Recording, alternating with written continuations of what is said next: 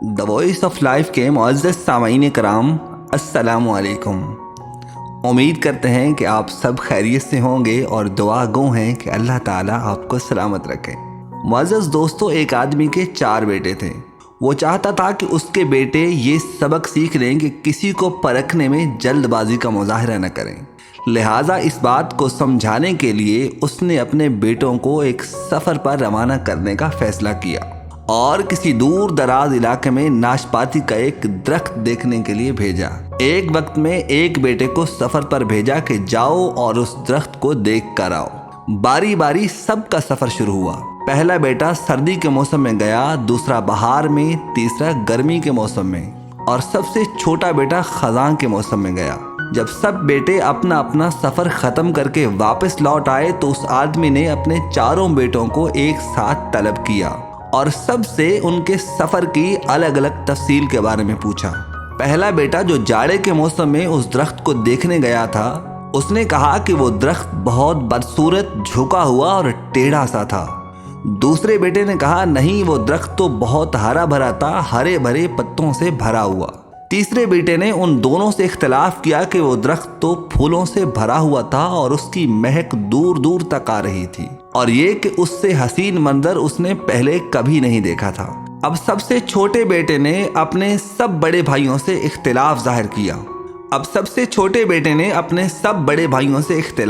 किया कि वो नाशपाती का दरख्त तो फल से लदा हुआ था और उस फल के बोझ से दरख्त जमीन से लगा जिंदगी से भरपूर नजर आ रहा था। ये सब सुनने के बाद उस आदमी ने मुस्कुरा कर अपने चारों बेटों की जानब देखा और कहा, तुम चारों में से कोई भी गलत नहीं कह रहा, सब अपनी अपनी जगह दुरुस्त हैं।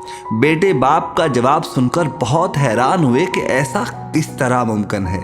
बाप ने अपनी बात जारी रखते हुए कहा, तुम किसी भी दरख्त को या शख्स को सिर्फ एक मौसम या हालत में देखकर कोई हतमी फैसला नहीं कर सकते। किसी फर्द को जांचने के लिए थोड़ा वक्त ज़रूरी होता है। इंसान कभी किस कैफियत में होता है तो कभी किसी और कैफियत में। अगर दरख्त को तुमने जाड़े के मौसम में बेरौनक देखा है तो इसका ये मतलब नहीं कि उस पर कभी फल नहीं आएगा। इसी तरह अगर किसी शख्स को तुम लोग गुस्से की हालत या किसी बदअमली में देख रहे हो तो उसका मतलब ये हरगिज़ नहीं कि वो बुरा ही होगा। कभी भी जल्दबाजी में कोई फैसला न करो जब तक अच्छी तरह किसी को जांच न लो। किसी को उस वक्त समझा या परखा जा सकता है जब ये तमाम मौसम गुजर जाएं। अगर तुम सर्दी के मौसम में ही अंदाज़ा लगाकर नतीजा अखज़ कर लोगे तो गर्मी की हरियाली, बहार की खूबसूरती और भरपूर ज़िंदगी से लुत्फ़अंदोज़ होने से रह जाओगे। सिर्फ एक दुख या परेशानी के लिए अपनी ज़िंदगी की बाकी खुशियों को दांव पर मत लगाओ। जिंदगी के एक बुरे मौसम को बुनियाद बनाकर बाकी जिंदगी को मत परखो। इसी तरह अल्लाह ताला ने हर इंसान में खैर व शर का मादा रखा है, लिहाजा उसकी कैफियत में भी मुख्तलिफ मौसमों की तरह उतार चढ़ाव आता रहता है।